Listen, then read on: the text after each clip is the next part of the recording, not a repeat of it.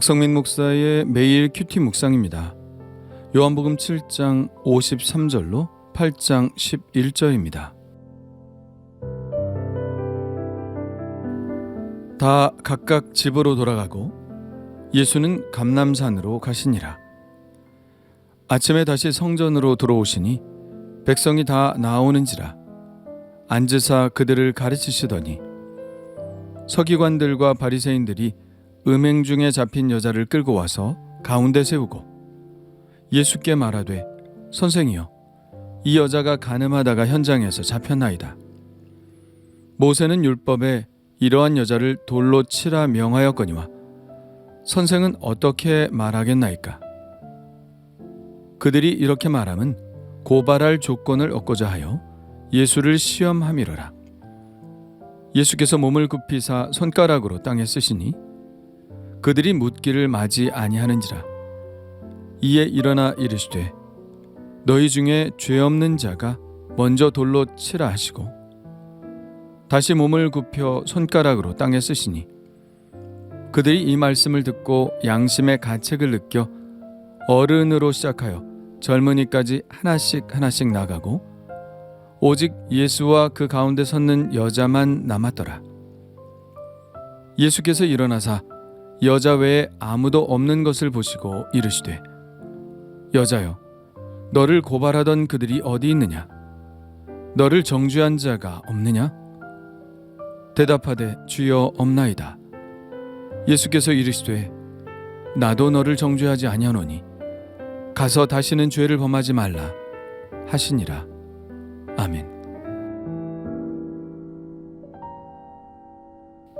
한바탕 논쟁이 일어난 후에 사람들도 다 집으로 돌아가고 예수님은 감람산으로 가셨습니다.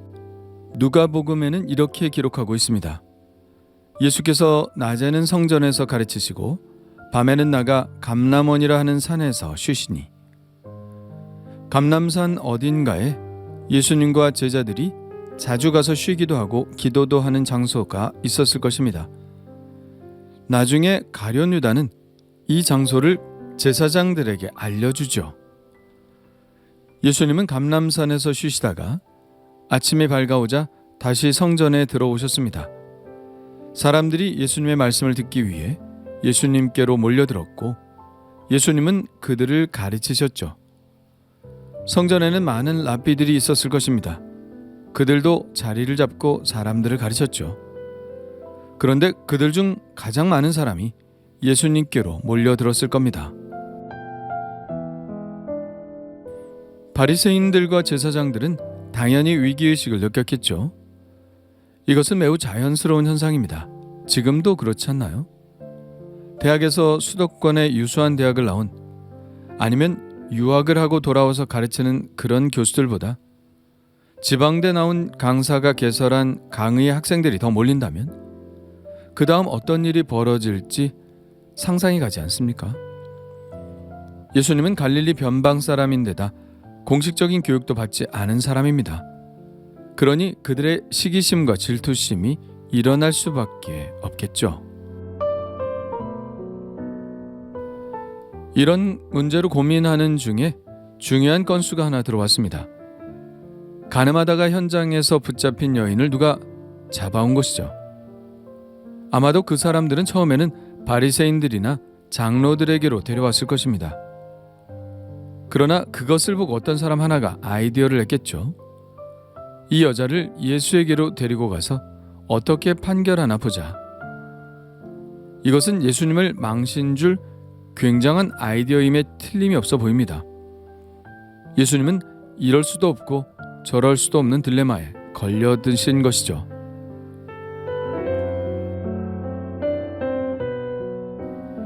그들은 예수님께 묻습니다. 선생님이여, 이 여자가 간음하다가 현장에서 잡혔나이다. 모세는 율법에 이런 여자를 돌로 치라 명하였거니와 선생은 어떻게 말하겠나이까? 그들의 의도는 분명하죠. 고발할 조건을 얻고자 한 것입니다. 그들은 어떤 대답을 기대했을까요? 만일 예수님이 평소에 하시던 말씀대로 자비와 사랑을 내세워 처벌하지 말 것을 말한다면 그것은 모세의 율법을 어긴 죄로 산헤드린 공회의 종교 재판에 넘겨질 것입니다. 모세 율법은 이렇게 돼 있죠. 어떤 남자가 유부녀와 동침한 것이 드러나거든 그 동침한 남자와 그 여자를 둘 다 죽여 이스라엘 중에 악을 제할지니라. 너희는 그들을 둘 다 성읍 문으로 끌어내고 그들을 돌로 쳐 죽일 것이니 너는 이같이 하여 너희 가운데에서 악을 제할지니라.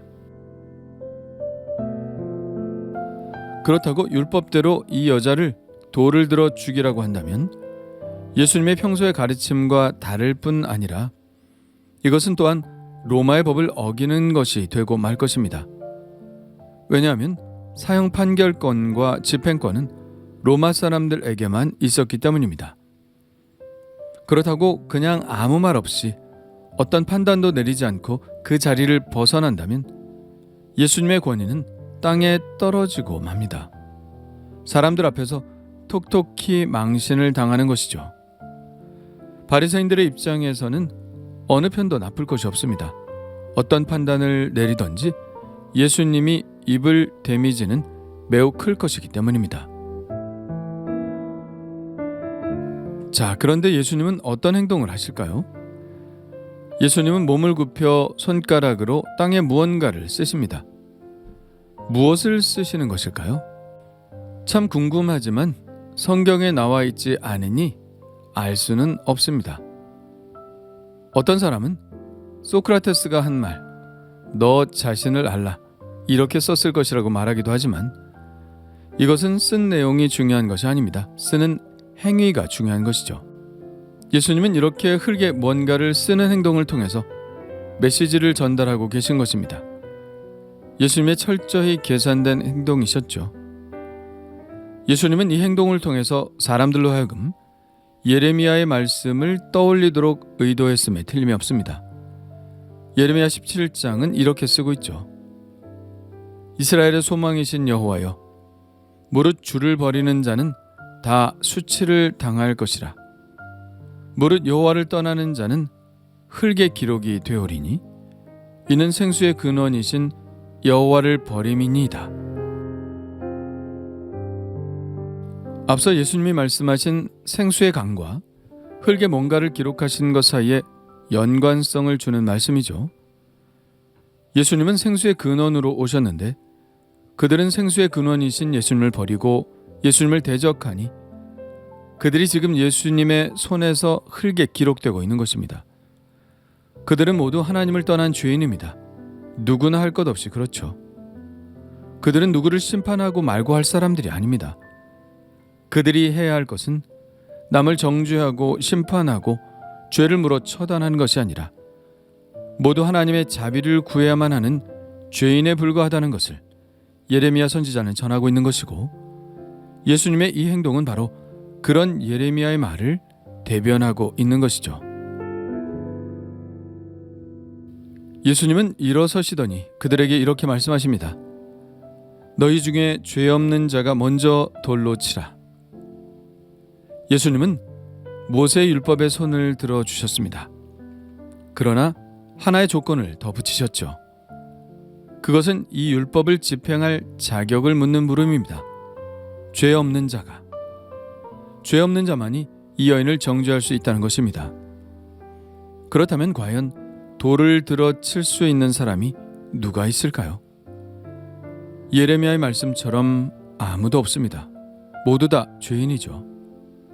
돌을 들고 있는 사람 모두 하나님의 자비를 간구해야 하는 사람들입니다.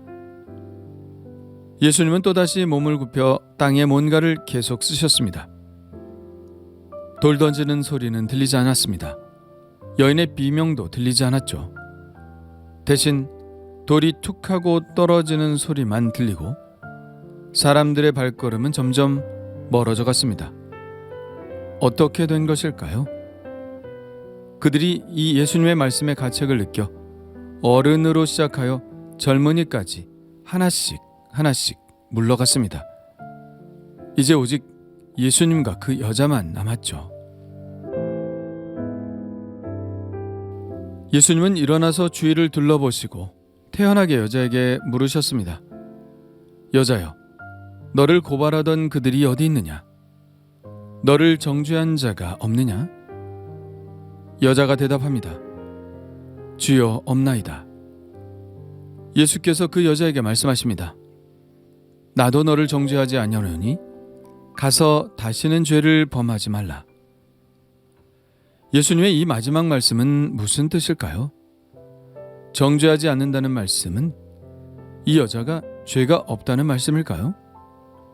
아니죠. 죄가 없다는 말씀이 아니라 내가 지금 이 일로 죄를 물어 너를 심판하지 않는다는 말씀입니다. 그러나 심판할 때가 온다는 말씀이죠. 그러니 지금 그녀가 선택해야 할 것은 회개하고 새 출발을 하는 것입니다. 가서 다시는 죄를 범하지 말라는 말씀이 바로 그 말씀이죠. 예수님은 5장에서 38년 된 병자를 고쳐주시고 나서 이렇게 말씀하셨습니다. 그 후 예수께서 성전에서 그 사람을 만나 이르시되 보라, 내가 나았으니 더 심한 것이 생기지 않게 다시는 죄를 범하지 말라 하시니. 지금 이 질병은 내가 너의 죄를 용서함으로 치유를 받았지만 회개하지 않고 새로운 삶을 살지 않으면 더 심한 것, 곧 하나님의 심판을 면하지 못할 것이라는 말씀이죠. 굉장히 무거운 경고의 말씀이고요. 지금 이 여인에게 하신 말씀도 바로 그런 말씀이죠. 최종적인 심판자는 결국 예수님이십니다. 예수님은 죄에 대하여 우리를 심판하실 것입니다. 또 인자됨으로 말미암아 심판하는 권한을 주셨느니라. 그러나 예수님은 우리에게 기회를 주시기 위해 오셨습니다. 38년 된 병자에게 하셨던 것처럼, 지금 이 가늠한 여인에게 하셨던 것처럼 우리로 하여금 회개하고 새로운 삶을 살 기회를 주시기 위해서 오셨습니다. 내가 진실로 진실로 너희에게 이르노니 내 말을 듣고 또 나 보내신 이를 믿는 자는 영생을 얻었고 심판에 이르지 아니하나니 사망에서 생명으로 옮겼느니라. 그러니 우리는 예수님을 믿어야 합니다.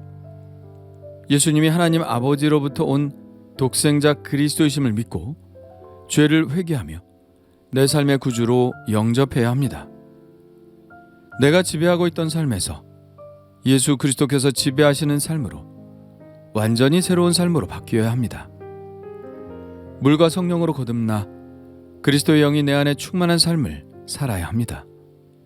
그것이 복이고 그것이 은혜입니다. 우리에게 부여하신 이 새로운 기회를, 이 귀한 시간들을 우리는 어떻게 살아야 할까요?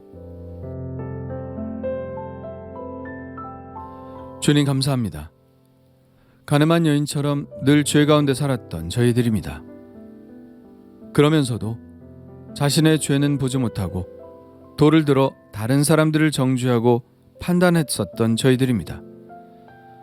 오늘 말씀을 통해서 제 자신을 다시 보게 하시니 감사합니다. 그리고 우리에게 새로운 기회를 주시기 위해 십자가 형벌을 대신 받으시고 부활하심으로 영원한 생명을 주신 것 감사드립니다. 주님이 주신 새로운 시간들을 주님과 함께 보내게 하시고 남을 정죄하는 데 시간을 쓰지 않게 하시며 다른 사람들에게 예수님의 구원의 소식을 전하는 데 삶을 드리게 하옵소서. 예수님의 이름으로 기도합니다. 아멘.